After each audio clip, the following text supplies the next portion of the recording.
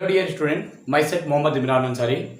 Dear student, today we will discuss about a topic which is called microbiology. Microbiology. ठीक है, आज हम लोग बात करेंगे माइक्रोबायोलॉजी क्या होता है। ध्यान से समझिएगा, माइक्रोबायोलॉजी क्या होता है। The study of microbes is known as microbiology. मतलब कि जितने भी सूक्ष्म जीव होते हैं, जो छोटे छोटे जीव होते हैं जिनको हम अपनी आंखों से नहीं देख सकते हैं, उसके अध्ययन को यानी कि उसके स्टडी को माइक्रोबायोलॉजी कहा जाता है, यानी कि सूक्ष्म विज्ञान कहा जाता है।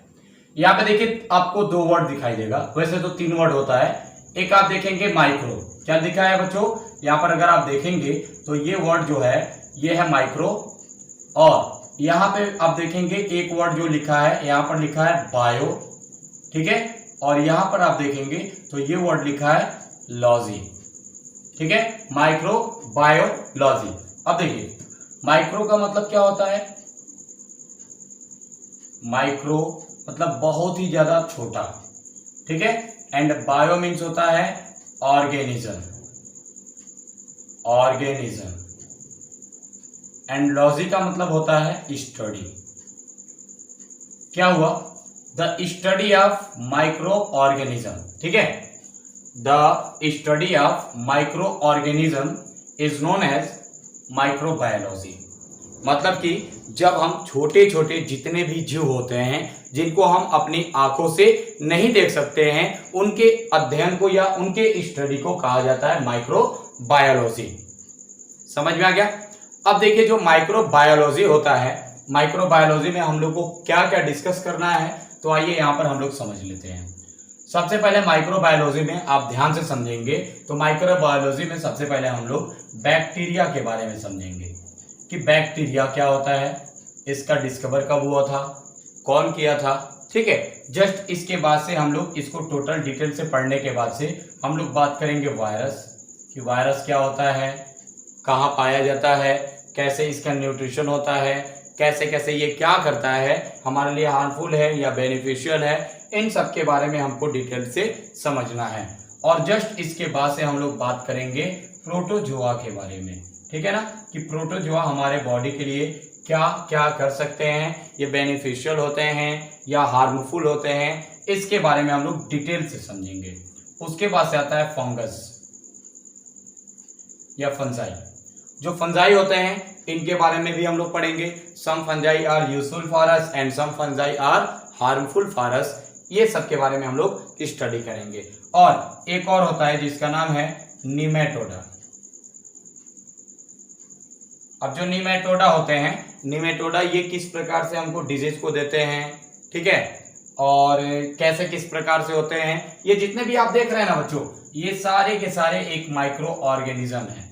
माइक्रो ऑर्गेनिज्म का मतलब होता है इनको आप अगर चाहें इजीली अपने आंखों से देख सकें तो ये पॉसिबल बिल्कुल नहीं है। इनको देखने के लिए हमको माइक्रोस्कोप की नीड पड़ती है और 100% पड़ती है। समझ में आ गया। मतलब कि अगर आपको बैक्टीरिया, वायरस, फंजाई, प्रोटोजोआ या निमेटोडा को देखना है, देन आपको माइक्रोस्कोप का यूज करना पड़ेगा, तभी आप इसको देख पाएंगे। समझ में आ गया। तो देखिए अगर हम लोग उसको देखेंगे तब ये हमको क्लियरली दिखाई देगा। मीन्स अगर हम माइक्रोस्कोप का यूज करते हैं तभी ये हमको सारे के सारे दिखाई देंगे, अदरवाइज नहीं। फंगस तो आपको देख सकते हैं, निमेटोडा भी देख सकते हैं, और वायरस, बैक्टीरिया एंड प्रोटोजोआन्स, इनको देखने के लिए आपको माइक्रोस्कोप की नीड 100% होनी चाहिए।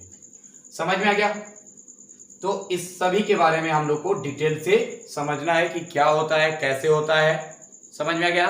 तो आइए सबसे पहले हम लोग बात करते हैं बच्चों बैक्टीरिया के बारे में, कि बैक्टीरिया क्या होते हैं, कैसे क्या करते हैं, कहाँ पाए जाते हैं, इनका काम क्या क्या होता है। बात करेंगे बैक्टीरिया का, ठीक है। ये फर्स्ट आपका है बैक्टीरिया। तो पहले हम लोग बैक्टीरिया के बारे में डिटेल से समझ लेते हैं कि ये क्या होता है, कैसे होता है, कहाँ पाया जाता है, इसके अंदर न्यूट्रिशन कैसे होता है, इन सभी के बारे में हमको डिटेल से पढ़ना है। तो सबसे पहले तो ये समझिए बैक्टीरिया। तो बैक्टीरिया जो होते हैं ये एक तरह के माइक्रोस्कोपिक ऑर्गेनिज्म होते हैं जो हम अपने इनको नेक्ड आई से नहीं देख सकते हैं। इनको देखने के लिए हमको इलेक्ट्रॉन माइक्रोस्कोप की नीड पड़ती है। एक और बात ध्यान दीजिएगा बच्चों, जो बैक्टीरिया है, बैक्टीरिया का सबसे पहले डिस्कवर कौन किया था? तो एक साइंटिस्ट थे जिनका नाम है बच्चों एंटोनी वॉन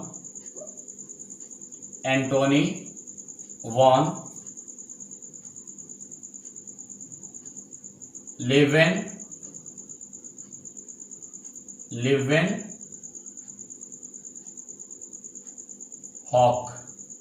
एक साइंटिस्ट थे जिनका नाम था एंटोनी वॉन लीवेनहॉक। ये ऐसे साइंटिस्ट थे जो 1672 में सबसे पहले बैक्टीरिया का खोज किए थे। सबसे पहले ये बैक्टीरिया के बारे में बताए थे कि बैक्टीरिया जो होते हैं ये एक तरह के माइक्रोस्कोपिक ऑर्गेनिज्म होते हैं जिनको हम बिना माइक्रोस्कोप के नहीं देख सकते हैं। और इनको कहाँ से ये प्राप्त किए थे? तो ध्यान से समझिएगा। ये जो एंटोनी वॉन लीवेनहॉक थे, सबसे पहले ये सीवेज वाटर, जो सीवेज वाटर होता है उससे, यानी गंदे नाली के पानी से, एंड डेब्रिस ऑफ टीथ, यानी कि जो दांत का मैल होता है उससे। सीवेज वाटर का मतलब होता है जो गंदे नाले का जो पानी होता है वहां से ये बैक्टीरिया को बाहर निकाले थे। कहने का मतलब ये हुआ कि एक गंदे नाले के पानी से, ऐसे बहते हुए गंदे नाले के पानी से ये थोड़े से पानी को क्या किए, बाहर निकाले। और इस पानी को बाहर निकालने के बाद से इसको उन्होंने स्लाइड पे रखा। ऐसे स्लाइड पे रखने के बाद से इसको ये स्प्रेड कर दिए चारों तरफ। और स्प्रेड करने के बाद से जब ये माइक्रोस्कोप में देखे तो इनको माइक्रोस्कोप में ऐसे छोटे छोटे कुछ पार्टिकल्स दिखाई दिए जिनको इन्होंने नाम दिया था एनिमल कुलिस। और बाद में इन्होंने इस एनिमल कुलिस का नाम बैक्टीरिया रख दिया।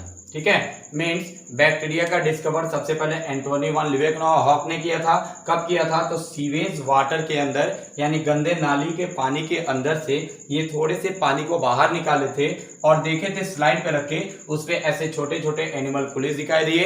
इस एनिमल कुलिस को इन्होंने बैक्टीरिया नाम दे दिया।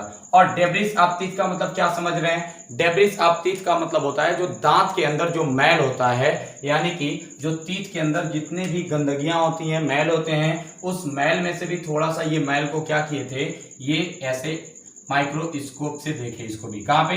तो ये सबसे पहले स्लाइड पर रखे, इसको स्लाइड पर रखने के बाद से, और इसको भी उन्होंने माइक्रोस्कोप से देखा तो सेम ऐसे स्ट्रक्चर हमारे दांत के अंदर भी दिखाई दिया। मीन्स जो दांत के अंदर जो गंदगियां हैं उनके अंदर भी इसी तरह से कुछ स्ट्रक्चर्स दिखाई दिए।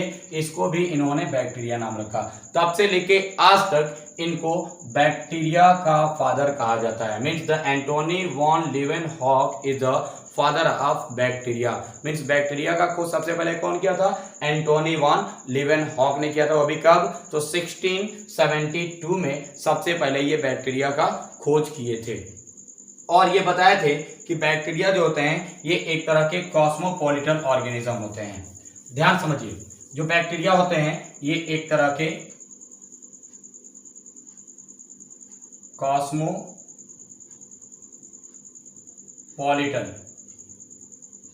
कॉस्मोपॉलिटन ऑर्गेनिज्म होते हैं।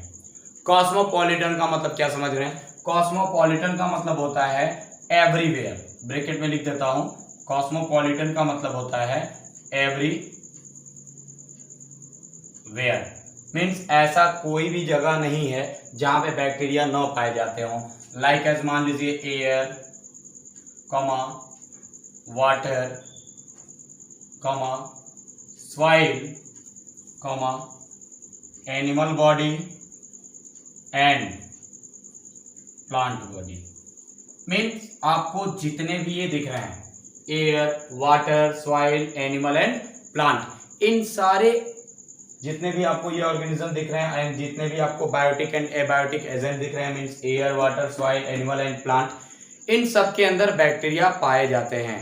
और एक और बात ध्यान दीजिएगा, कुछ बैक्टीरिया हमारे लिए बेनिफिशियल होते हैं, इन सब के बारे में हम लोग को पढ़ना है।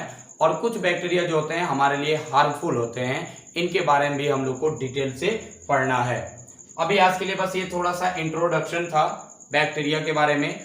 हम लोग इसके जस्ट बाद वाले वीडियो में बात करेंगे बैक्टीरिया के कौन कौन से शेप होते हैं और ये कितना इनका साइज होता है, इन सब के बारे में हम लोग डिटेल से पढ़ेंगे। आज के लिए इतना ही। Thank you for watching this video.